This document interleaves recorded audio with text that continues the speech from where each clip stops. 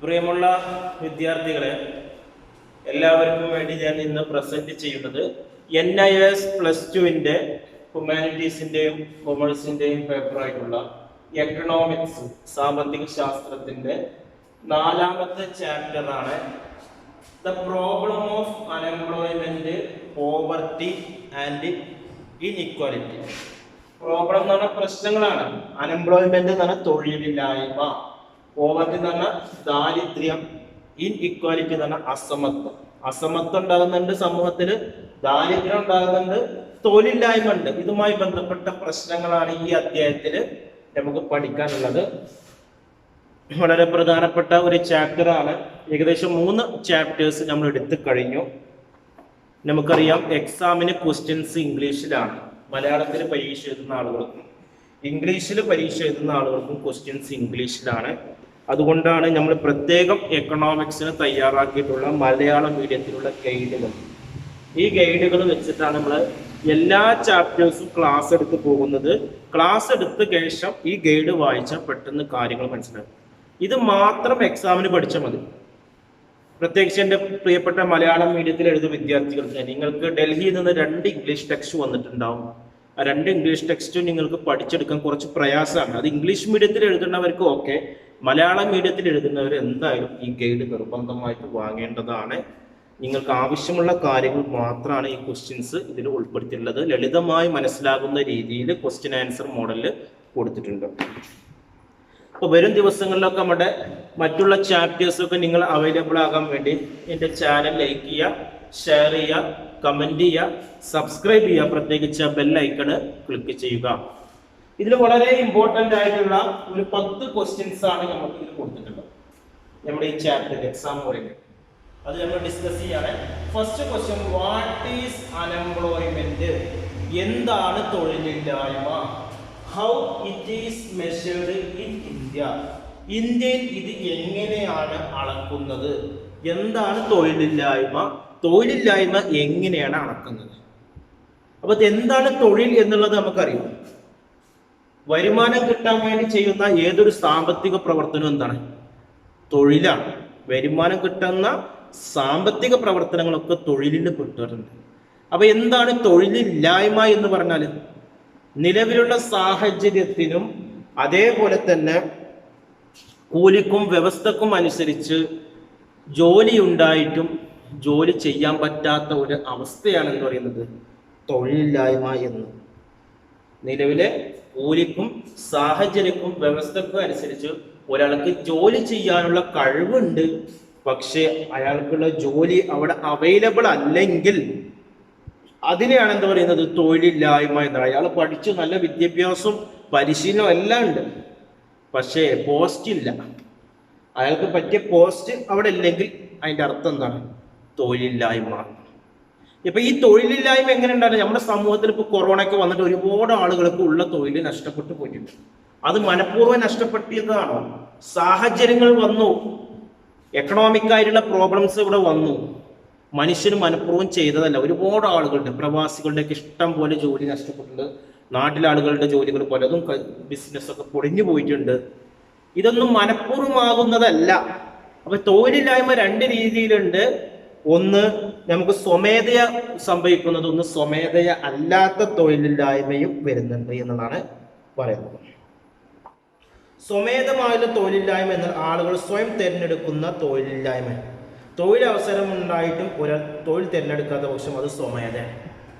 സ്വമേധ എന്ന് പറഞ്ഞാൽ job vacancy ഒക്കെ ഉണ്ട് അയാൾക്ക്, പക്ഷെ അയാളൊരു മടിയനായിട്ട് അവിടെ ഇരിക്കുകയാണ്. അതാണ് സ്വമേധന തൊഴിൽ. തൊഴിലുണ്ടായിട്ടും തൊഴിൽ എടുക്കാതിരിക്കുന്നതാണ് സ്വമേധയാണ്. പോകാനുള്ള താല്പര്യക്കുറവ്. ഞാനിപ്പോൾ എന്തിനാണ് ഈ ജോലിക്ക് പോണത്? എനിക്ക് വീട്ടിൽ റബ്ബറുണ്ട്, എസ്റ്റേറ്റ് ഉണ്ട്, ഇവിടെ ഇരുന്ന മാസം വരുമാനം കിട്ടും. ഇനിയിപ്പോൾ എന്തിനപ്പോൾ കഷ്ടപ്പെട്ട് ജോലിക്ക് പോകണം? എന്തിനപ്പോൾ ഈ ഓഫീസിൽ പോകണം? വീട്ടിലിങ്ങനെ തിന്ന് ഇരിക്കാം എന്ന് കരുതി അങ്ങനെ ചിന്തിക്കുന്ന ആളുകളുണ്ട്. അവർ സ്വമേധയ തൊഴിലില്ലായ്മപ്പെട്ടാണ്, ജോലി ഉണ്ടായിട്ടും ജോലിയിൽ പോകാതെ. എന്നാൽ സ്വമേധയ അല്ലാത്തവരെന്താണ്? എല്ലാം കൊണ്ടും അയാൾ പെർഫെക്റ്റ് ആണ്, ജോലി ചെയ്യാനുള്ള എല്ലാ ക്വാളിഫിക്കേഷനും ഉണ്ട്, എല്ലാ വ്യവസ്ഥകളും ഉണ്ട്, പക്ഷെ അയാൾക്ക് ജോലി ഇല്ല, ജോലി വേക്കൻസി ഇല്ല എങ്കിൽ അത് സ്വമേധയ അല്ലാത്തത് ആയിട്ടുള്ള തൊഴിലില്ലായ്മ. ഈ തൊഴിലില്ലായ്മ മൂലം ഒരുപാട് ആളുകൾ പട്ടിണിയിലേക്കും കടത്തിലേക്കുമാണ്. ഇത് മൂലം ആത്മഹത്യ നിരക്കൊക്കെ വളരെ കൂടിക്കൊണ്ടിരിക്കുകയാണ്. ഇന്ത്യയിൽ തൊഴിലില്ലായ്മയുടെ കണക്കെടുക്കുന്നത് NSSO എന്നാണ്, നാഷണൽ സാമ്പിൾ സർവേ ഓർഗനൈസേഷന്റെ അടിസ്ഥാനത്തിലാണ്. മൊത്തം ജനസംഖ്യയിൽ എത്ര പേര് തൊഴിലുണ്ട്, എത്ര പേര് തൊഴിലില്ല എന്നുള്ളത് NSSO, national sample survey organisation ആണ്. തൊഴിലില്ലായ്മയുടെ നിരക്ക് തൊഴിലില്ലാത്തവരുടെ തൊഴിൽ ശക്തിയുടെ ശതമാനമാണ്. അപ്പൊ എങ്ങനെയാണ് ഈ തൊഴിലില്ലായ്മയുടെ നിരക്കാണ്? മൊത്തം തൊഴിൽ ശക്തി എത്രയും നോക്കും, അതിൽ തൊഴിൽ രഹിതരായവരെ നോക്കും. അതാണ് തൊഴിലില്ലായ്മയുടെ നിരക്ക്. മൊത്തം തൊഴിൽ ശക്തി, അതായത് ഇവിടെ നമ്മൾ കാണുന്നത് തൊഴിൽ രഹിതർ ഡിവൈഡ് ബൈ മൊത്തം തൊഴിൽ ശക്തി ഇൻറ്റു 100. അപ്പൊ തൊഴിലില്ലാത്തവർ എത്രയെന്ന് കാണണം. തൊഴിലില്ലായ്മ നിർണ്ണയിക്കുന്നത് 3 ആശയങ്ങളുടെ അടിസ്ഥാനത്തിലാണ്: usual status, weekly status, daily status എന്നാണ്. ഈ 3 ഞാൻ ഇവിടെ വിവരിച്ച് പറയുന്നു. തൊഴിലില്ലായ്മ കണക്കാക്കുന്ന 3. ഒന്ന് യൂഷ്വൽ സ്റ്റാറ്റസ്, സാധാരണ സ്ഥിതിയിലുള്ള തൊഴിലില്ലായ്മ ഉണ്ടാകും. കൊല്ലത്തിൽ ഭൂരിഭാഗം പണി കിട്ടാത്ത വരുന്നവരുടെ എണ്ണത്തിനാണ് യൂഷ്വൽ സ്റ്റാറ്റസ് നൽകുന്നത്. മറ്റൊരു തരത്തിൽ പറഞ്ഞാൽ കൊല്ലത്ത് 183 ദിവസത്തിലധികം പണിയെടുക്കാൻ സന്നദ്ധമാണെങ്കിലും 183 ദിവസം ഒരു പണി കിട്ടാത്ത, പ്രത്യേകിച്ച് നമ്മുടെ കൂലിപ്പണിക്കാരുടെ അവസ്ഥ അതാണ് സാധാരണ തൊഴിലില്ലായ്മ എന്ന് പറയുന്നത്. വർഷത്തിൽ 183 ദിവസം അവർക്ക് പണിയെടുക്കാനുള്ള സാഹചര്യം ഉണ്ട്. ചിലവർ പ്രത്യേക സീസണിൽ ജോലി ഒഴിവായിട്ടുണ്ടാവും, മഴക്കാലം അല്ലെങ്കിൽ വേനൽക്കാലം, 6 മാസം അങ്ങനെ പോയിട്ടുണ്ടാവും. ബാക്കി വരുന്ന 183 ദിവസം ജോലി ചെയ്യാൻ അയാൾക്കുണ്ടെങ്കിലും അത്രയും ദിവസം പണി കിട്ടാതെ വരുന്നതാണ് സാധാരണ തൊഴിലില്ലായ്മ എന്ന പേരിൽ അറിയപ്പെടുന്നത്. നമ്മൾ കൂലിപ്പണിക്കാരെ കയ്യിൽ ഉൾപ്പെടുത്താം. കൂലിപ്പണിക്കാർക്ക് 360 ദിവസം ഒന്നും പണിക്ക് പോകണമെന്നില്ല. അല്ലെങ്കിൽ ടാപ്പിംഗ് എടുക്കാം. ടാപ്പിംഗ് മഴക്കാലമായി കഴിഞ്ഞാൽ തൊഴിലിന് പോകില്ല. അല്ലാത്ത സമയത്ത് അവർ ടാപ്പ് ചെയ്യും. അതിന് ശരിക്കും വേണ്ടത്ര രീതിയിൽ അവർക്ക് കിട്ടുന്നില്ലെങ്കിൽ അതിന് എന്താ പറയുന്നത്? സാധാരണ തൊഴിലില്ലായ്മ. ഇനി പറയുന്ന രണ്ടാമത്തത് വീക്കിലി സ്റ്റാറ്റസ് ആൻഡ് എംപ്ലോയ്മെന്റ് ആണ്. ആഴ്ചയിലെ സ്ഥിതി എന്ന നിലയിലുള്ള തൊഴിലില്ലായ്മ. സർവേ നടത്തുമ്പോഴുള്ള ആഴ്ചയിൽ ഒരാൾക്ക് 1 മണിക്കൂറെങ്കിലും തൊഴിലുണ്ടായിരിക്കുന്നോ ഇല്ലയോ എന്നതിൻ്റെ അടിസ്ഥാനം വീക്കിലി സ്റ്റാറ്റസ്. അതായത് വീക്കിലി സ്റ്റാറ്റസ് എന്ന് പറഞ്ഞാൽ ആഴ്ചയിൽ സർവേ നടത്തുന്നതിൻ്റെ മുമ്പുള്ള ആഴ്ചയിൽ, സർവേ ഇപ്പം ഇന്നാണ് നടത്തുന്നതെങ്കിൽ കഴിഞ്ഞ ആഴ്ചയിൽ ഒരാൾക്ക് 1 മണിക്കൂറെങ്കിലും തൊഴിലുണ്ടായിരുന്നോ ഇല്ലേ എന്നുള്ള അടിസ്ഥാന വീക്കിലി സ്റ്റാറ്റസ്. കഴിഞ്ഞ 7 ദിവസം എടുക്കും, അതിൽ 1 മണിക്കൂറെങ്കിലും അയാൾക്ക് ജോലി ഉണ്ടോ നോക്കും. അതാണ് വീക്കിലി. ആഴ്ചയിൽ 1 ദിവസമെങ്കിലും അയാൾക്ക് 1 മണിക്കൂറെങ്കിലും അയാൾ ജോലി ചെയ്തിട്ടുണ്ടോ എന്നുള്ളതാണ് വീക്കിലി സ്റ്റാറ്റസ് എന്ന് പറയുന്നത്. ഇനി ദിവസ സ്റ്റാറ്റസ് എന്ന് പറഞ്ഞാൽ ആഴ്ചയിൽ 1 ദിവസമോ ദിവസങ്ങളോ പണി കിട്ടാത്ത അവസ്ഥയാണ് ദിവസസ്ഥിതി തൊഴിലില്ലായ്മ. കറണ്ട് ഡയലസ് സർവേ നടത്തുന്ന ആഴ്ചയിൽ 1 ദിവസമോ ദിവസങ്ങളോ പണി കിട്ടാത്ത അവസ്ഥയാണ്. തിങ്കൾ ടു ഞായർ വരെയാണ് സർവേ നടത്തുന്നത്. ആ ഒരു സർവേ നടത്തുന്ന ആഴ്ചയിൽ 1 ദിവസമോ അത്രയും പണി കിട്ടാത്ത ആളുകളാണ് ഇതിൽ വരുന്നത് ദിവസസ്ഥിതിയിലുള്ള തൊഴിലാളി. ഇങ്ങനെ പല രീതിയിലുണ്ട്. മാസത്തിൽ തൊഴിലില്ലാത്തവരുണ്ട്, ദിവസത്തിൽ തൊഴിലില്ലാത്തവരുണ്ട്, വർഷത്തിന്റെ പകുതിയിൽ അത്രയും തൊഴിലില്ലാത്തവരുണ്ട്. ഇങ്ങനെ പല രീതിയിലും ഇന്ത്യയിൽ തൊഴിലില്ലാത്തവർ പല കാരണങ്ങൾ കൊണ്ടും വരാം. അത് സീസണൽ ആകാം, അല്ലെങ്കിൽ മറ്റുള്ള എക്കണോമിക് പ്രോബ്ലംസ് ഒക്കെ അതിന് കാരണമായിട്ട് വരാം. ഇനി രണ്ടാമത്തെ ചോദ്യമാണ്, what are the causes of increasing in labour force in India? ഇന്ത്യയിൽ തൊഴിൽ ശക്തി വർദ്ധിക്കുന്നതിന്റെ കാരണങ്ങൾ എന്താണ്? തൊഴിലിൽ ഏർപ്പെടുന്ന ആളുകളുടെ എണ്ണം വർദ്ധിക്കാനുള്ള കാരണം. What are the causes? എന്തൊക്കെയാണ് കാരണം? Increasing in labour force. Labour force എന്നാൽ തൊഴിൽ ശക്തി. തൊഴിൽ ശക്തി വർദ്ധിക്കാനുള്ള കാരണം എന്ത്? ഒരുപാട് ആളുകൾ തൊഴിൽ മേഖലയിലേക്ക് നീങ്ങാൻ കാരണം എന്താണ്? തൊഴിലുകളിൽ ഏർപ്പെട്ടിരിക്കുന്ന എണ്ണം, തൊഴിലെടുക്കാൻ തയ്യാറാളുടെ എണ്ണം കൂട്ടിയാണ് ലേബർ ഫോഴ്സ്. തൊഴിലുകളിൽ ഏർപ്പെട്ടിരിക്കുന്നവരുടെ എണ്ണവും തൊഴിലെടുക്കാൻ തയ്യാറാകുന്നവരുടെ എണ്ണം കൂട്ടിയാണ് ലേബർ ഫോഴ്സ്. ഇപ്പൊ ഇന്ത്യയിൽ 130 കോടി ജനങ്ങളുണ്ട്. അതിലിപ്പോൾ 90 കോടി ജനങ്ങളും തൊഴിലെടുക്കുന്ന ആളുകളാണെന്ന് വിചാരിക്കും. ഇനി തൊഴിലെടുക്കാൻ തയ്യാറുള്ള ഒരു 10 കോടി ഉണ്ടെന്ന് വിചാരിക്കുക. ബാക്കിയുള്ളവർക്ക് തൊഴിൽ ചെയ്യാൻ പറ്റാത്ത സാഹചര്യം. 130 ആളുകളും ജോലി ചെയ്യില്ലല്ലോ. ചെറിയ പിഞ്ചു മക്കളുണ്ടാവും, വൃദ്ധരായവരുണ്ടാവും, രോഗികളുണ്ടാവും. അത് അവിടെ കിടക്കട്ടെ. 130-100 കോടി ജനങ്ങൾക്ക് തൊഴിൽ ചെയ്യാൻ കഴിയുന്നവരാണ്. അതിൽ 90 കോടി ജനങ്ങൾ ഇപ്പോൾ നിലവിൽ തൊഴിൽ ചെയ്യുന്നുണ്ട്. ഇനി 10 കോടി ജനങ്ങൾക്കും കൂടി എന്ത് ചെയ്യാം? തൊഴിൽ ചെയ്യാം. അപ്പൊ 90+10, അങ്ങനെ 100 കോടി ജനങ്ങൾ. അതാണ് ലേബർ ഫോഴ്സ് എന്ന് പറയുന്നത്. സാങ്കേതിക ഭാഷയിൽ പറഞ്ഞ സാധാരണ തൊഴിൽ ഏർപ്പെട്ടിരിക്കുന്ന എണ്ണം, സാധാരണ തൊഴിൽ ഏർപ്പെടാൻ സന്നദ്ധരുടെ എണ്ണം 130 കോടിയിൽ നമുക്ക് 90 കോടി ആളുകൾ തൊഴിലുണ്ട്. 10 കോടി ആളുകൾക്കും കൂടി ഇനി ജോലി ചെയ്യാം. ബാക്കി വരുന്ന 30 കോടി ആളുകൾക്ക് ചെയ്യാൻ പറ്റാത്ത സിറ്റുവേഷനാണ്. കുട്ടികളാണ്, പിഞ്ചു മക്കളുണ്ട്, അതുപോലെ തന്നെ പ്രായപൂർത്തിയാകാത്തവരുണ്ട്, പഠിക്കുന്നവരുണ്ട്, വൃദ്ധരുണ്ട്, രോഗികളുണ്ട്, അങ്ങനെ പല കാരണങ്ങളും ഉള്ളവരുണ്ട്. അപ്പൊ 130-ൽ 100 കോടി എടുത്തു കഴിഞ്ഞാൽ ആ 100 കോടിയിൽ 90 കോടി ജോലി ചെയ്യുന്നവരുണ്ട്, 10 കോടി ജോലി ചെയ്യാൻ ഉദ്ദേശിക്കുന്നവരുണ്ട്. അങ്ങനെ 90+10 100 കോടി ജനങ്ങളാണ് നമ്മുടെ തൊഴിൽ ശക്തി എന്ന പേരിൽ അറിയപ്പെടുന്നത്. ഈ തൊഴിൽ ശക്തി വർദ്ധിക്കാനുള്ള കാരണം എന്താണ്? ജനസംഖ്യയുടെ വർധനമാണ്. ജനസംഖ്യ വർദ്ധിക്കുക. ലോകത്തിലെ ഏറ്റവും കൂടുതൽ ജനസംഖ്യ വർദ്ധിച്ച രാജ്യമാണ് ചൈന എന്ന് പറയുന്നത്. 2ാം സ്ഥാനം ഇന്ത്യയാണ്. ഇപ്പോഴത്തെ സെൻസസ് പ്രകാരം ഒരു 2035 കഴിയുമ്പോഴേക്കും ചൈനയെ മറികടന്ന് ലോകത്തിലെ 1ാമത്തെ ജനസംഖ്യ ഉള്ള രാജ്യമായിട്ട് ഇന്ത്യ മാറും എന്നുള്ള കണക്കൊക്കെ പറയുന്നു. അപ്പൊ ജനസംഖ്യ ഇന്നും ഇന്ത്യയിൽ വർദ്ധിച്ചു കൊണ്ടിരിക്കുകയാണ്. ഇന്ത്യയിൽ കേരളത്തിലൊക്കെ ഏകദേശം കൺട്രോളിങ് വന്നിട്ടുണ്ട്. ഒരു വീട്ടിൽ 2 മക്കൾ അല്ലെങ്കിൽ 3 മക്കൾ എന്നുള്ള സ്ഥിതിയിലേക്ക് ഏകദേശം വിദ്യാഭ്യാസ സാക്ഷരത മേഖലയുള്ള ഒരു സംസ്ഥാനം ആയതുകൊണ്ട് കേരളത്തെ സംബന്ധിച്ചിടത്തോളം മാറ്റങ്ങൾ ഉണ്ടെങ്കിലും ഇപ്പോഴും ഇന്ത്യയുടെ പല സംസ്ഥാനങ്ങളിലും ഒരു വീട്ടിൽ തന്നെ ഇഷ്ടംപോലെ മക്കളെ വളർത്തുന്നുണ്ട്. 8-10 മക്കൾ. നമ്മുടെ വെസ്റ്റ് ബംഗാൾ, അതേപോലെ തന്നെ ആസാം, ഗുജറാത്ത്, ഇതുപോലുള്ള ഉത്തർപ്രദേശ്, ഇവിടെയൊക്കെ പോയി കഴിഞ്ഞാൽ അവർക്ക് മക്കൾ ഇഷ്ടംപോലെ ഉണ്ട്. അവർ വേണ്ടത്ര രീതിയിൽ ഈ കാര്യങ്ങൾ പരിഗണിക്കാത്തോ. മക്കൾ ഉണ്ടാകുക എന്ന് പറയുന്നത് ഒരു നല്ല കാര്യമാണ്. പക്ഷെ ഗവൺമെന്റിന്റെ റൂൾസ് പ്രകാരം നമ്മൾ അത് ശ്രദ്ധിച്ചിട്ടില്ലെങ്കിൽ അംഗങ്ങളുടെ എണ്ണം വർദ്ധിക്കുന്നതിനനുസരിച്ച് രാഷ്ട്രത്തിന്റെ വിസ്തൃതി വർദ്ധിക്കുന്നില്ല, ഭൂമി വർദ്ധിക്കുന്നില്ലല്ലോ. ഇഷ്ടംപോലെ ആളുകളോട് വളർന്നു വന്നു, ആർക്കും വീടുണ്ടാവില്ല, ഭക്ഷണം ഉണ്ടാവില്ല. അങ്ങനത്തെ ഒരു സാഹചര്യം വന്നു കഴിഞ്ഞാൽ മറ്റുള്ളവർക്കും കൂടി ബുദ്ധിമുട്ടാകുന്ന ഒരു സിസ്റ്റം വരും, നിയന്ത്രിക്കാൻ പറ്റാത്ത വരും. അതുകൊണ്ടാണ് ഗവൺമെന്റ് ഈ ആക്ഷൻ എടുത്തത്. ഒരു വീട്ടിൽ 2 കുട്ടികൾ അല്ലെങ്കിൽ ഒരു അണുകുടുംബ രീതിയിൽ 3 കുട്ടികളെന്ന്. ഇപ്പോഴും ഇന്ത്യയിൽ ഈ വ്യവസ്ഥ പല സംസ്ഥാനങ്ങളിലും നടപ്പിലാക്കിയിട്ടില്ല എന്നുള്ളതാണ്. അപ്പൊ പിന്നെ വരുന്ന സാമൂഹിക ഘടകങ്ങളാണ് ഈ ലേബർ ഫോഴ്സ് കൂടാനുള്ള കാരണം. സ്വാതന്ത്ര്യശേഷം വിദ്യാഭ്യാസത്തിൽ ഉണ്ടായ മാറ്റമുണ്ട്. സ്ത്രീകളുടെ തൊഴിലിനോടുള്ള ആഭിമുഖ്യത്തിനും മാറ്റം വരുത്തി. സാമൂഹികപരമായ ഘടകങ്ങൾ എന്ന് പറഞ്ഞാൽ സ്വാതന്ത്ര്യത്തിന് മുമ്പ് വരെ പുരുഷന്മാരായിരുന്നു കൂടുതലും ജോലിയിൽ ഏർപ്പെടും. സ്വാതന്ത്ര്യത്തിന് ശേഷം സ്ത്രീകൾക്കൊക്കെ പ്രത്യേകപരമായ പുരോഗതി കൊടുത്തു. 5 വത്സര പദ്ധതികളിലൊക്കെ അവരുടെ ഉന്നമനത്തിന് വേണ്ടി ഗവൺമെന്റ് പല ക്ഷേമ പദ്ധതികൾ വന്നു.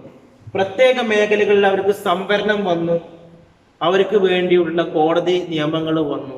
അതിന്റെ ഫലമായിട്ട് പുരുഷന്മാർ ചെയ്യുന്ന പല ജോലികളും ആര് ചെയ്യാൻ തുടങ്ങി? സ്ത്രീകൾ ചെയ്യാൻ തുടങ്ങി എന്നുള്ളതാണ് പറയുന്നത്. അതുമൂലം തൊഴിൽ ശക്തി വർദ്ധിക്കാൻ തുടങ്ങി. ഈ 3ാമത്തെ ചോദ്യമാണ്, explain the concept of poverty line in India. ഇന്ത്യയിലെ ദാരിദ്ര്യ രേഖ എന്ന് പറഞ്ഞാൽ എന്താണ്?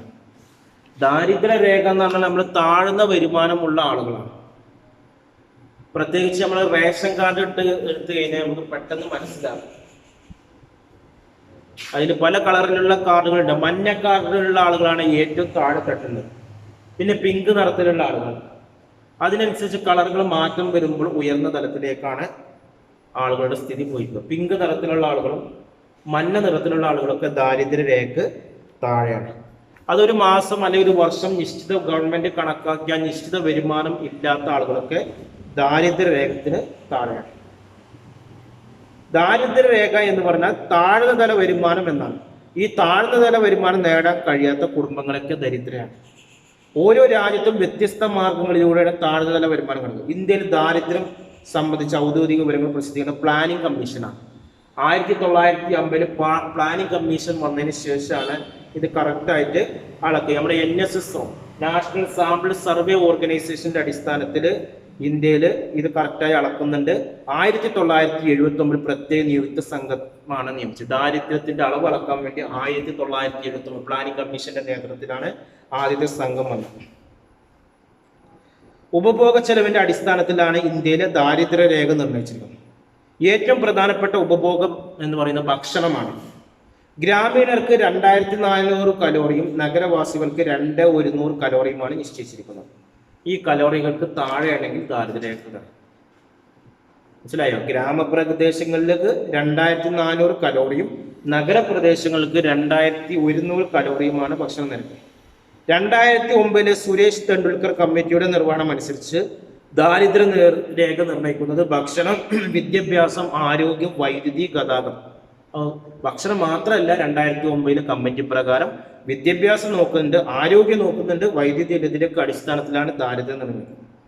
ഈ കമ്മിറ്റിയുടെ ശുപാർശ പ്രകാരം 2009-2010 പ്ലാനിംഗ് കമ്മീഷൻ ദാരിദ്ര്യ രേഖ നിർവചനം പുതുക്കി. ഇതനുസരിച്ച് ദാരിദ്ര്യ രേഖ എന്നത് ഒരു മാസത്തെ ആളോഹരി ഉപഭോഗ ചെലവ് ചില ഗ്രാമപ്രദേശങ്ങളിൽ 673 രൂപയും നഗരപ്രദേശങ്ങളിൽ 860 രൂപയാണ്. ഇപ്പൊ ഗ്രാമപ്രദേശങ്ങളിൽ എത്ര ഒരാൾക്ക് കിട്ടുന്ന വരുമാനം 673 രൂപയാണെങ്കിൽ ആ 673 രൂപയിൽ താഴെയാണ് അയാൾക്ക് വരുമാനമെങ്കിൽ, മാസത്തിൽ വരുമാനം, ഒരു മാസത്തെ വരുമാനം 673 രൂപയാണ് ഗ്രാമങ്ങളിൽ എങ്കിൽ, അതിന് താഴെയാണെങ്കിൽ അയാൾ ദാരിദ്ര്യരേഖ താഴെയാണ്. 673 മുകളിലാണ് മാസ വരുമാനമെങ്കിൽ ദാരിദ്ര്യരേഖ മുകളിലാണ്. എന്നാൽ നഗരപ്രദേശങ്ങളിൽ 860 രൂപയാണ് കണക്ക്. നഗരപ്രദേശങ്ങളിൽ 860 രൂപക്ക് താഴെയാണെങ്കിൽ അയാൾ ദാരിദ്ര്യരേഖ താഴെയാണ്.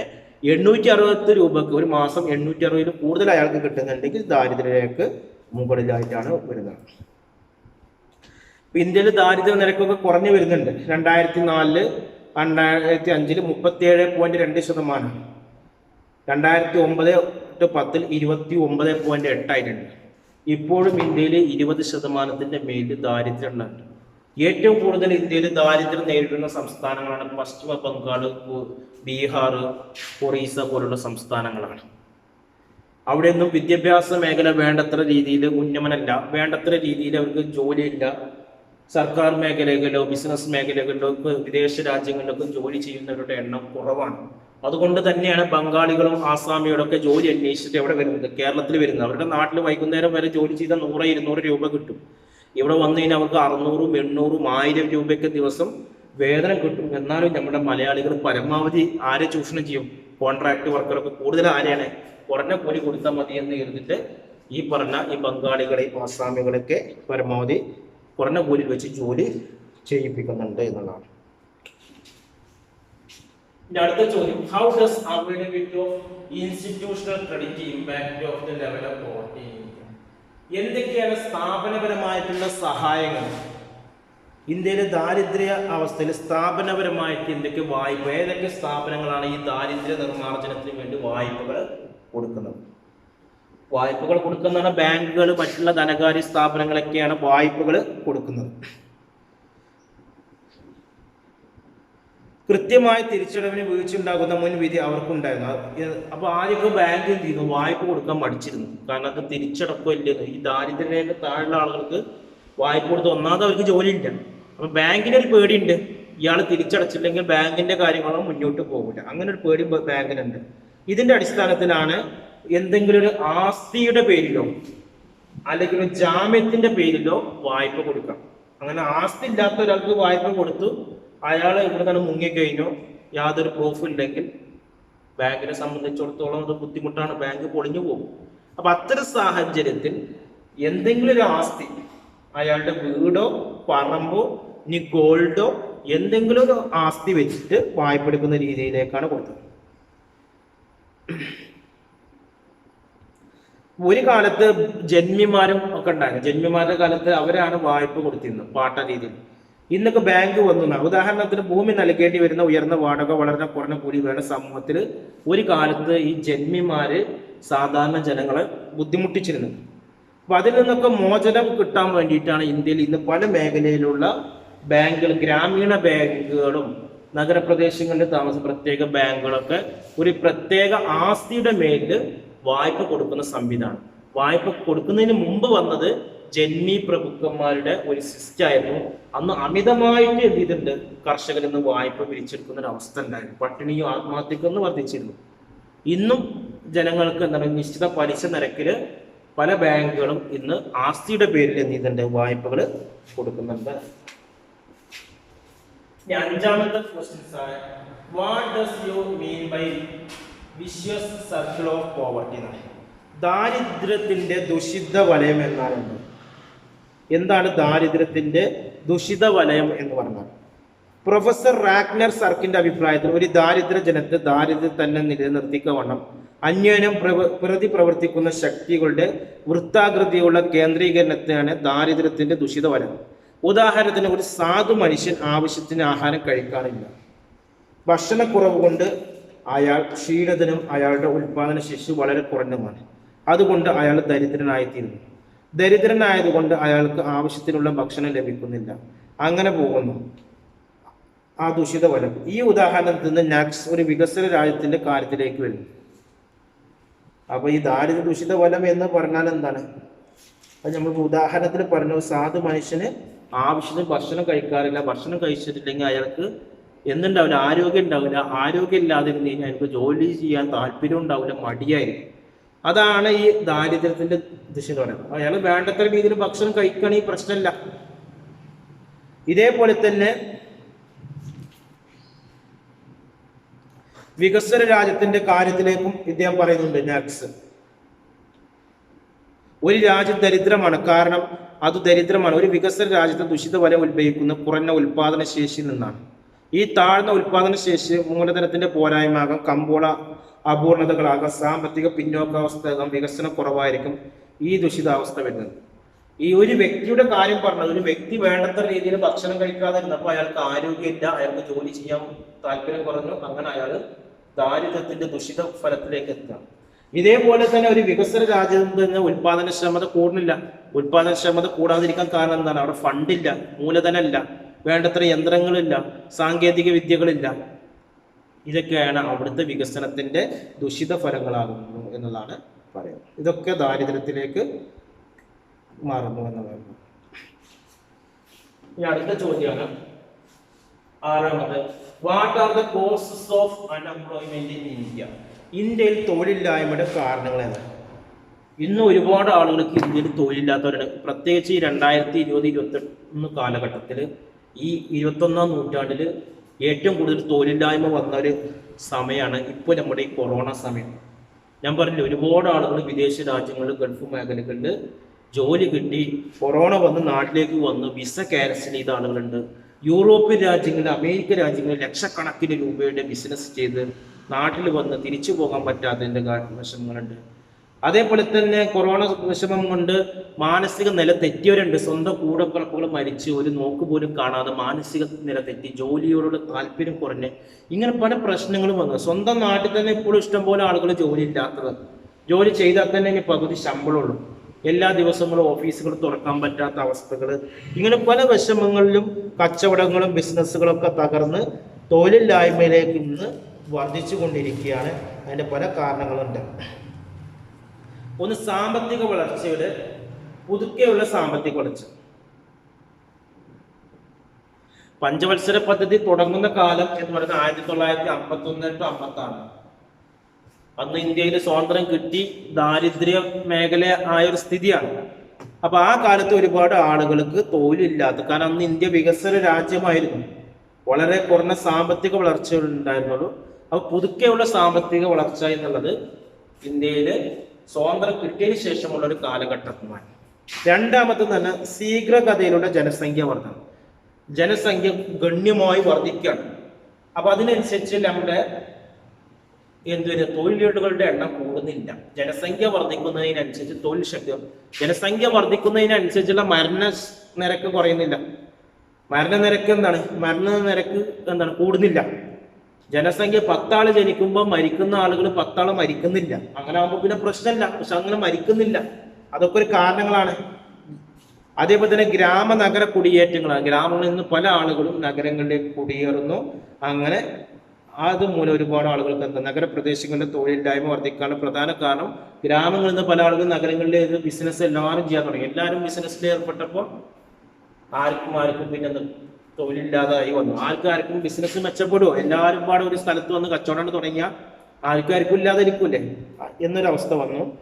പിന്നെ സാങ്കേതിക വിദ്യയൊന്നും വേണ്ടത്ര വികസനം അല്ലാത്തതും ഫലപ്രദമല്ലാത്ത വിദ്യാഭ്യാസ സമ്പ്രദായം. നമ്മുടെ വിദ്യാഭ്യാസ രീതി തൊഴിലിൽ അധിഷ്ഠിതമല്ല. മിക്ക അഭ്യസ്തർക്ക് ഒരു പ്രത്യേക തൊഴിൽ ചെയ്യാൻ കഴിയുന്നില്ല.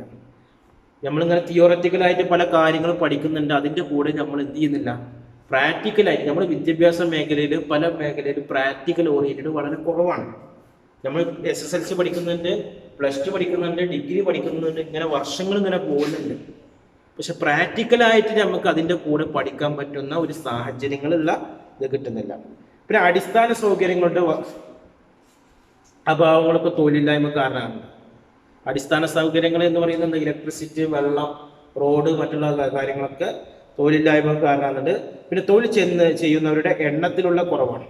അനാരോഗ്യവും പോഷകാഹാരവുമാണ് ഇന്ത്യയിലെ ഭൂരിപക്ഷം ആളുകളും തൊഴിലില്ലായ്മ കാരണം. നല്ല ഫുഡ് കിട്ടുന്നില്ല, സമീകൃത ആഹാരം കഴിക്കുന്നില്ല, പോഷകാഹാരക്കുറവാണ്, പല അസുഖങ്ങളും, കാൽസ്യത്തിന്റെ അസുഖം മൂലം, ഇതൊക്കെ മൂലം ഒരുപാട് ആളുകൾ ഇന്നും തൊഴിലില്ലായ്മ വരികയാണ്. അടുത്ത ചോദ്യമാണ് 7ാമത്. Discuss the causes of poverty. ഇന്ത്യയിൽ ദാരിദ്ര്യത്തിന്റെ കാരണങ്ങൾ എന്താണ്? തൊഴിലില്ലായ്മയുടെ കാരണം പറഞ്ഞ പോലെ ദാരിദ്ര്യത്തിന്റെ കാരണം ഒന്ന് പറയുന്നത് നമ്മൾ ദാരിദ്ര്യത്തിന്റെ ദൂഷിത വലയാണ്. ദാരിദ്ര്യത്തിന്റെ ദൂഷിത വല എന്ന് പറയുമ്പോൾ ഒരു വ്യക്തി ആരോഗ്യം ഉണ്ടായിട്ടും വേണ്ടത്ര ഭക്ഷണം കഴിക്കുന്നില്ല, അപ്പോൾ അയാൾക്ക് ആരോഗ്യം ഇല്ലാതായി പോകുന്നു, അപ്പോൾ ജോലി ചെയ്യാൻ പറ്റാം. ഇന്ന് പോയ ഒരു വികസന രാജ്യം മൂലധനം ഇല്ലാത്തതിന്റെ പേരിൽ അവിടെ ഉൽപാദനം നടക്കുന്നില്ല, കയറ്റുമതി വർഗ നിക്ഷേപങ്ങൾ കുറഞ്ഞു പോകുന്നു. ഇതൊക്കെയാണ് തൊഴിലില്ലായ്മയുടെ ദാരിദ്ര്യത്തിന്റെ കാരണങ്ങൾ. 2ാമത്തെ വരുമാനത്തിന്റെയും സ്വത്തിന്റെയും വിതരണത്തിൽ അസമത്വം. ഗവൺമെന്റ് എല്ലാവരുടെ ഇടയിലും വരുമാനം ഒരേപോലെ വിതരണം ചെയ്യും. പണക്കാർ എന്നും പണക്കാരായി പോകുന്നു, പാവപ്പെട്ടവർ എപ്പോഴും എന്ത് ചെയ്യാൻ പാവപ്പെട്ടവരായി പോവുകയാണ് ചെയ്യും. പിന്നെ വായ്പാ സൗകര്യം. എല്ലാവർക്കും ഇപ്പോൾ വായ്പാ സൗകര്യങ്ങൾ എടുക്കാൻ കഴിയണമെന്നില്ല. പല പൈസ ഉള്ള ആളുകൾക്കൊക്കെ വായ്പ സ്വത്തിന്റെ പേരിൽ സ്ഥലങ്ങളോ ആസ്തികളോ ഇല്ലാത്ത ആളുകൾക്ക് അവരുടെ ആവശ്യങ്ങൾ നിറവേറ്റാനുള്ള വായ്പകൾ ലഭിക്കുന്നില്ല. അത് ഒരു ജോലിക്ക് നല്ല പഠിപ്പുണ്ട്, ജോലിക്ക് കയറണമെങ്കിൽ ഫണ്ട് വേണം. അപ്പോൾ ലോൺ എടുക്കാൻ പറ്റാത്ത ഒരാളാണെങ്കിൽ അയാൾക്ക് ജോലി അവിടെ നഷ്ടപ്പെടുകയാണ്. ഇതേപോലെ തന്നെ പല പ്രശ്നങ്ങളും വന്നിട്ടുണ്ട്. അതേപോലെ ഉയർന്ന വിലകൾ, നമുക്ക് അത്യാവശ്യ സാധനങ്ങൾക്ക് വില കയറി കഴിഞ്ഞാൽ സാധാരണക്കാരായ ആളുകളെ കൊണ്ട് അത് വാങ്ങാൻ കഴിയില്ല. അപ്പൊ അവിടെ എന്ത് വരും? ദാരിദ്ര്യം വരികയാണ്. പിന്നെ ജനസംഖ്യാ വർധന, ഉയർന്ന രീതിയിലുള്ള ജനസംഖ്യാ വർധന വരുമ്പോൾ അവിടെ ഉൽപാദനക്ഷമത അതിനനുസരിച്ച് കൂടുന്നില്ല, മരണനിരക്ക് കൂടുന്നില്ല. ഇതൊക്കെ എന്തിന്റെ കാരണമാണ്? ദാരിദ്ര്യം വളരാനുള്ള കാരണമാണ്. പിന്നെ ഉൽപാദനപരമായ തൊഴിലവസരങ്ങളുടെ കുറവാണ്. തൊഴിലില്ലായ്മ, വേണ്ടത്ര തൊഴിൽ കിട്ടാത്തതും വരുമാനത്തിന് കുറവുണ്ടാവും. ഇത് ദാരിദ്ര്യത്തിന് കാരണമാകുന്നു. ദാരിദ്ര്യത്തിന്റെ വ്യാപ്തി ഏറ്റവും അടുത്ത് ബന്ധപ്പെട്ടിരിക്കുന്ന തൊഴിലില്ലായ്മയാണ്. ഉൽപാദനപരമായ തൊഴിലവസരങ്ങൾ ഉണ്ടാത്തതിന്റെ പ്രധാന കാരണം അടിസ്ഥാന സൗകര്യങ്ങൾ, ഉൽപാദന ഘടകങ്ങൾ, വായ്പാ സൗകര്യങ്ങൾ, സാങ്കേതിക വിദ്യകൾ, കമ്പോള പിന്തുണ, ഇതൊക്കെ ഇല്ലാത്ത. പിന്നെ കാർഷിക മേഖലയുടെ കുറഞ്ഞ ഉൽപാദനക്ഷമത. ഇന്നൊക്കെ നമ്മൾ കൃഷിഭൂമികളൊക്കെ നിരത്തിയിട്ട് പാടങ്ങളൊക്കെ നിർത്തിയിട്ട് അവിടെ മണ്ണിട്ട് JCB കൊടുത്ത് നികത്തി കൂറ്റം ഫ്ലാറ്റുകളും ബിൽഡിങ്ങുകളും ബിസിനസ് സ്ഥാപനങ്ങളൊക്കെ വരികയാണ്. അതുകൊണ്ട് ഇന്ന് കൃഷി മുഴുവൻ നശിച്ചു പോകുകയാണ്. നമ്മൾ അന്യ സംസ്ഥാനങ്ങളിൽ നിന്നൊക്കെ ഇവിടേക്ക് ഇറക്കുമതി, അന്യ രാജ്യങ്ങളിൽ നിന്നൊക്കെ ഇറക്കുമതി ചെയ്യുമ്പോൾ നമ്മുടെ കാർഷിക മേഖല തകർന്നു പോവുകയാണ്. ഇതുമൂലം ഒരുപാട് ആളുകൾക്ക് തൊഴിലില്ലാതെ വരുന്നു, ദാരിദ്ര്യം വരുന്നു. പിന്നെ സാമ്പത്തിക വളർച്ച ഒരേപോലെ വരുന്നില്ല. ഇടക്കിടക്ക് സാമ്പത്തിക വളർച്ചയിൽ ചില നീക്കുപോക്കുകൾ വരുന്നുണ്ട്. ഇതൊക്കെ തൊഴിലില്ലായ്മ, ദാരിദ്ര്യത്തിന് കാരണമാണ്. പിന്നെ സാമൂഹിക കാരണങ്ങളും ദാരിദ്ര്യം ഉണ്ടാകാനുള്ള കാരണമുണ്ട്. അത് വിദ്യാഭ്യാസമാകാം, ജാതി വ്യവസ്ഥയാകാം, സാമൂഹ്യ ആചാരങ്ങളാകാം. ഇതൊക്കെ ദാരിദ്ര്യത്തിന്റെ കാരണങ്ങളാണ്. അതേപോലെ വിദ്യാഭ്യാസം നമുക്ക് ദാരിദ്ര്യത്തിന്റെ കാരണമാണ്. സാമൂഹ്യ മാറ്റത്തിന്റെ ഏജന്റാണ് വിദ്യാഭ്യാസം.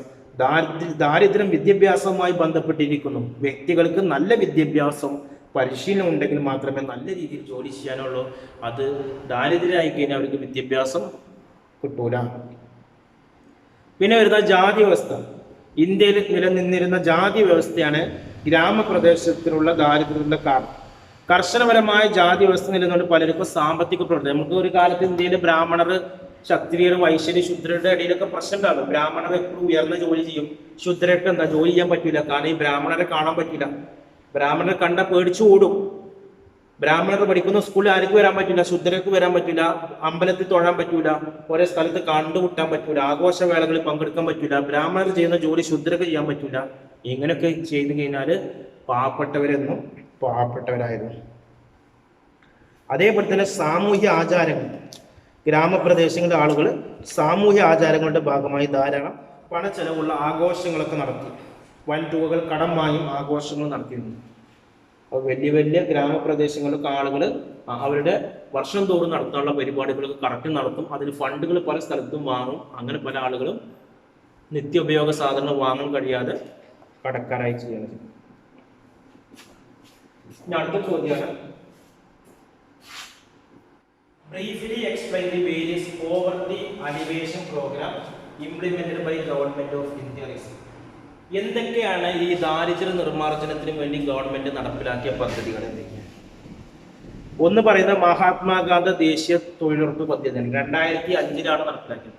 ഈ മഹാത്മാഗാന്ധി ദേശീയ തൊഴിലുറപ്പ് പദ്ധതി പ്രകാരം ജോലി നല്ല ഒരുപാട് പ്രായമായ ആളുകളുണ്ടാവും, അതേപോലെ തന്നെ ആരോഗ്യമില്ലാത്ത ആളുകളുണ്ടാവും. അവർക്കൊക്കെ ഉദ്ദേശിച്ചിട്ട് ഗവൺമെന്റ് തൊഴിലുറപ്പ് പദ്ധതിയിലൂടെ ജോലി ഒരു നിശ്ചിത വേതനം വെച്ച് ജോലി തരാം. ഇത് ഒരു വർഷത്തിൽ 100 ദിവസത്തെ പണിയാണ് അവർക്ക്. പണിയെടുക്കാൻ തയ്യാറുള്ള ആർക്കും ഇതിൽ ഉൾപ്പെടാം. 2008 ഇത് രാജ്യത്ത് മുഴുവൻ നടപ്പിലാക്കിയത്. ഇപ്പൊ നമ്മുടെ നാട്ടിലൊക്കെ റോഡ് സൈഡിലൊക്കെ സ്ത്രീകൾ ഇങ്ങനെ കാണാം, കൈക്കോട്ട് മടാളൊക്കെ ഓടിച്ച്. അതിൽ പ്രായമുള്ളവരുണ്ടാവും, വൃദ്ധരുണ്ടാവും, സാധാരണക്കാരായ ആളുകളുണ്ടാവും. കൂടുതൽ സ്ത്രീകളൊക്കെയാണ്. കാരണം അതിന് 250-300 രൂപ റേഞ്ചാണ് കൂലി. അപ്പൊ അതുകൊണ്ട് സ്ത്രീകളാണ് അത്തരം പ്രവർത്തനത്തിൽ കൂടുതൽ ഏർപ്പെടുന്നത്. വലിയ വലിയ തൊഴിലൊന്നും ചെയ്യാൻ പറ്റാത്തവർക്കൊക്കെ അത്തരം പ്രവർത്തനത്തിലേക്ക് പോകാം. പിന്നെ വരുന്നതാണ് സ്വർണ്ണ ജയന്തി ഗ്രാമ സരോസ്ഗർ യോജന എന്ന് പറയുന്നത്. 1999 പ്രഖ്യാപിച്ച പദ്ധതിയാണ്. ഇതിനു മുമ്പ് നിലവിലുണ്ടായിരുന്ന ഏതാനും പദ്ധതികൾ സംയോജിച്ചാണ് ഈ പദ്ധതി നടപ്പിലാക്കുന്നത്. അവ ട്രൈസം, സ്വയം തൊഴിൽ കണ്ടെത്താൻ ഗ്രാമീണ യുവാക്കൾക്കുള്ള പരിശീലനം, സ്വയം തൊഴിലുമായി ബന്ധപ്പെട്ടാണ്. അതേപോലെ തന്നെ IRDP, സംയോജിത ഗ്രാമവികസന പരിപാടി, അതായത് ഗ്രാമപ്രദേശ സ്ത്രീകളെയും കുട്ടികളുടെയും വികസനത്തിലുള്ള പദ്ധതി എന്നിവയാണ് ഇതിൽ വരുന്നത്. പ്രത്യേകിച്ച് ഗ്രാമപ്രദേശത്ത് സ്വയം തൊഴിൽ വളർത്തുക, കുട്ടികളുടെയും സ്ത്രീകളുടെ മുന്നേറ്റവുമായി ബന്ധപ്പെട്ട പദ്ധതിയാണ്. ഇതിനുവേണ്ടി ഗവൺമെന്റ് ബാങ്കുകളിൽ നിന്ന് വായ്പകൾ അനുവദിക്കുന്നുണ്ട്. ഈ സ്വയം തൊഴിൽ തുടങ്ങാൻ അതിന് പ്രത്യേക സബ്സിഡി നടപ്പിലാക്കുന്നുണ്ട്. പിന്നെ വരുന്ന മൂന്നാമത്തെ സ്വർണ്ണ ജയന്തി ഷഹാരി സേസ്ഗാർ യോജന എന്ന് പറയുന്നത്. 1997 ഡിസംബറിലാണ് ഈ പദ്ധതി ആരംഭിച്ചത്. നഗരമേഖലയിലെ ദാരിദ്ര്യ നിർമ്മാർജ്ജനമായിരുന്നു ഇതിന്റെ ലക്ഷ്യം. ഒരേ സമയം സ്വയം തൊഴിൽ പദ്ധതിക്ക് ജോലിയും വേതനവും ഈ പദ്ധതി ലക്ഷ്യം വഹിക്കുന്നുണ്ട്. അടുത്ത 9ാമത്തെ ചോദ്യമാണ്, explain the dimension of regional inequality. പ്രാദേശിക അസമത്വം എന്നാൽ എന്ത് എന്നതാണ്. ഇന്ത്യയിൽ വിഷമിക്കുന്ന ഒരു പ്രശ്നമാണ് സാമ്പത്തിക അസമത്വം. ഇന്ത്യയിലെ സാമ്പത്തിക അസമത്വം മുഖ്യമായും 3 തരത്തിലാണ്. അത് ഒന്ന് ആസ്തിയുടെ അസമത്വം വരുന്നുണ്ട്, 2 വരുമാനത്തിന്റെ അസമത്വം വരുന്നുണ്ട്, 3 പ്രാദേശിക അസമത്വം. ഈ 3 തരം അസമത്വങ്ങളും പരസ്പര ബന്ധമാണ്. രാജ്യത്തിന്റെ പല ഭാഗത്തും ഇന്നും സാമൂഹിക സാമ്പത്തിക വികസനത്തിന് തടസ്സം സൃഷ്ടിക്കുന്ന വിപുലമായ അസമത്വങ്ങൾ നിലനിൽക്കുന്നുണ്ട്. പ്രാദേശിക അസമത്വം സാധാരണ അളക്കുന്നത് ആളോഹരി വരുമാനം. പ്രാദേശിക അസമത്വം എന്ന് പറഞ്ഞാൽ ആളോഹരി വരുമാനം കുറയുമ്പോഴാണ്. എല്ലാവർക്കും ആളോഹരി വരുമാനം ഒരേപോലെ അല്ലാതെ വരും. ഇന്ത്യയിൽ സംസ്ഥാനങ്ങളിൽ 12,000 രൂപയാണ് ബീഹാറിൽ ഒരു വ്യക്തിയുടെ വരുമാനം. ഇന്ത്യയിലെ സംസ്ഥാനങ്ങളിൽ 12,000 രൂപയാണ് ബീഹാറിൽ ഒരു വ്യക്തിയുടെ. എന്നാൽ ഗോവയിൽ ഇത് വരുന്നത് 10 ലക്ഷം രൂപയാണ്. അപ്പൊ എല്ലാവരുടെയും വരുമാനം ഒരേപോലെ അല്ല. 10 ലക്ഷം രൂപയുടെ ഒരു വർഷം എവിടെ വരുന്നത്? ഗോവയിൽ വരുന്നെങ്കിൽ ബീഹാറിൽ 12,000. ഇങ്ങനെയുള്ള ഇതിന് പല കാരണങ്ങളുണ്ട്. ഗോവ എന്ന് പറയുന്നത് നല്ല ടൂറിസ്റ്റ് പ്ലേസ് ആണ്. അവിടെ ടൂറിസ്റ്റ് മേഖലയിലൂടെ നല്ല വരുമാനം അവിടെ ഉണ്ടാക്കുന്നത്. എന്നാൽ ബീഹാർ എന്ന് പറഞ്ഞാൽ ദാരിദ്ര്യത്തിൽ മുങ്ങിക്കിടക്കുന്ന സംസ്ഥാനമാണ്. അവിടെ വേണ്ടത്ര വിദ്യാഭ്യാസമോ പുരോഗതിയോ ഒന്നുമില്ല. വിദ്യാഭ്യാസത്തെ കുറിച്ച് ചിന്തിക്കാൻ കഴിയുന്നില്ല. ഒരു വീട്ടിൽ തന്നെ 5-6 മക്കളാണ്. പഠിക്കണം എന്നുള്ള ആഗ്രഹം ചിലപ്പോൾ അവർക്ക് ഉണ്ടാകും. പക്ഷെ അതിനുള്ള സാഹചര്യങ്ങളോ സന്ദർഭങ്ങളോ അത് പറഞ്ഞു കൊടുക്കാനുള്ള ആളുകളോ ഇല്ലാത്തതിന്റെ പേരിൽ പല ബുദ്ധിമുട്ടുകളുണ്ട്. അതിൽ പോഷകാഹാര പ്രശ്നങ്ങൾ ഇതൊക്കെ കാണുന്നുണ്ട്. ഇതേപോലെ ഇന്ത്യയുടെ മറ്റു സംസ്ഥാനങ്ങൾ വെച്ച് താരതമ്യം ചെയ്യുമ്പോഴും വ്യത്യസ്തമാണ്. കേരളവും ബീഹാറും അല്ലെങ്കിൽ കേരളവും ജമ്മു കാശ്മീർ ഇങ്ങനെയൊക്കെ വെച്ച് താരതമ്യപ്പെടും അവിടെയൊക്കെ പ്രാദേശിക അസമത്വം ഇന്ന് ഉണ്ട് എന്നുള്ളതാണ് പറയുന്നത്. ഇനി അടുത്ത ചോദ്യമാണ്, what are the causes of regional equality in India? ഇന്ത്യയിൽ പ്രാദേശിക അസമത്വത്തിനുള്ള കാരണങ്ങൾ എന്തെല്ലാം എന്നാണ്. ഒന്ന് ചരിത്രപരമായ ഘടകങ്ങളാണ്. ചരിത്രപരമായ ഘടകങ്ങൾ എന്ന് പറഞ്ഞാൽ ഒരു കാലത്ത് ഇവിടെ ബ്രിട്ടീഷുകാരാണ് ഭരിച്ചിരുന്നത്. ബ്രിട്ടീഷുകാരുടെ കാലത്ത് തന്നെ പല ആളുകളെയും ചൂഷണം ചെയ്തിട്ടുണ്ട്. ജോലിയിൽ അമിതമായിട്ട് ജോലി ചെയ്ത് ശമ്പളം കൊടുക്കാതെ ബ്രിട്ടീഷുകാർ ഇന്ത്യയിൽ കമ്പനികൾ സ്ഥാപിച്ച് ഇന്ത്യൻ തൊഴിലാളികളെ കൂടുതൽ സമയം ജോലിക്ക് ചെയ്യിപ്പിച്ച് കുറഞ്ഞ വേതന നിരക്ക് ഇതൊക്കെ പ്രാദേശിക അസമത്വമാണ്. അവരുടെ തൊഴിലാളികൾക്ക് നല്ല ശമ്പളം കൊടുക്കുക, നമ്മുടെ ഇന്ത്യക്കാർക്ക് തൊഴിലാളികൾക്ക് എന്ത് ചെയ്യാം, കുറഞ്ഞ ശമ്പളം കൊടുക്കുക. ഇതേപോലെ തന്നെ ഭൂമിശാസ്ത്രപരമായ ഘടകങ്ങളുണ്ട്. എല്ലാ സ്ഥലത്തും ഒരേപോലെയല്ല. കന്നുകളാലും മലകളാലും നദികളാലും ഇടതൂർന്ന വനങ്ങളാലും ചുറ്റപ്പെട്ട പ്രദേശത്ത് ഭരണപരമായ കാര്യങ്ങൾ നടപ്പിലാക്കാൻ അങ്ങേയറ്റം ചെലവ് വരുന്നുണ്ട്. മനസ്സിലായോ? കുന്നുകളും മലകളും ഒരുപാട് ചെലവുകൾ നമുക്ക് വരുന്നുണ്ട്. കൂടാതെ വികസന പദ്ധതികൾ നടപ്പിലാക്കുന്നതിന് ആവശ്യമായ വിഭവങ്ങൾ സമാഹരിക്കുന്നതിനും വളരെയധികം ബുദ്ധിമുട്ടുണ്ടായിരുന്നു. പല പ്രദേശങ്ങളിലും നിലനിന്നിരുന്ന മോശമായ കാലാവസ്ഥ, വെള്ളപ്പൊക്കം, ഇങ്ങനെ മലയോര മേഖലകൾ എടുക്കുന്നതും ഒരു നഗരപ്രദേശങ്ങൾ എടുക്കുന്നതും അവിടെ പ്രാദേശിക അസമത്വം ഉണ്ട്. ഒരു വലിയ മലയോര മേഖലയിൽ ജനവാസം കുറയായിരിക്കും. അപ്പൊ അവിടെ വികസന പരിപാടികൾക്ക് മുൻതൂക്കം കൊടുക്കാൻ കഴിയില്ല. എന്നാൽ നഗരപ്രദേശങ്ങളിൽ നിന്ന് ആളുകൾ തിങ്ങി പാർക്കുന്ന സ്ഥലമായിരിക്കും, അടിസ്ഥാന സൗകര്യങ്ങൾ ഉണ്ടാവും, അവിടെ വികസന പരിപാടി നന്നായി നടക്കും. ഇതേപോലെ അടിസ്ഥാന സൗകര്യമുണ്ട്. പ്രാദേശിക അസമത്വം നിലനിൽക്കുന്ന സംസ്ഥാനങ്ങളിൽ അടിസ്ഥാന സൗകര്യങ്ങൾ ഒട്ടും തന്നെ ഉണ്ടാവില്ല. അടിസ്ഥാന സൗകര്യങ്ങൾ ഇല്ലാത്തതിന്റെ പേരിൽ ഇന്ത്യയിൽ പല സംസ്ഥാനങ്ങളിലും അസമത്വം അങ്ങോട്ടും ഇങ്ങോട്ടും ഉണ്ടാവും. പിന്നെ പൊതു നിക്ഷേപത്തിന്റെ കുറവും കാരണമാണ്. പുതിയ സാമ്പത്തിക നയത്തിന്റെ ഭാഗമായി ഗവൺമെന്റ് അതിന്റെ സാമ്പത്തിക പ്രവർത്തനങ്ങളുടെ പങ്കാളിത്തം അഥവാ പൊതുമേഖലയിലെ പങ്കാളിത്തം കുറച്ചുകൊണ്ട് സ്വകാര്യ മേഖലയ്ക്ക് കൂടുതൽ അവസരങ്ങൾ കൊടുക്കാൻ തുടങ്ങി. പൊതുമേഖലയേക്കാൾ കൂടുതൽ എന്താണ്, സ്വകാര്യ മേഖലകൾ. പൊതു നിക്ഷേപത്തിന്റെ കുറവ് പാവപ്പെട്ട സംസ്ഥാനങ്ങളെ വളരെ മോശമായി ബാധിച്ചു. ഇതെല്ലാമാണ് പ്രാദേശിക അസമത്വം എന്ന പേരിൽ ഇത്രയാണ് വരുന്നത്.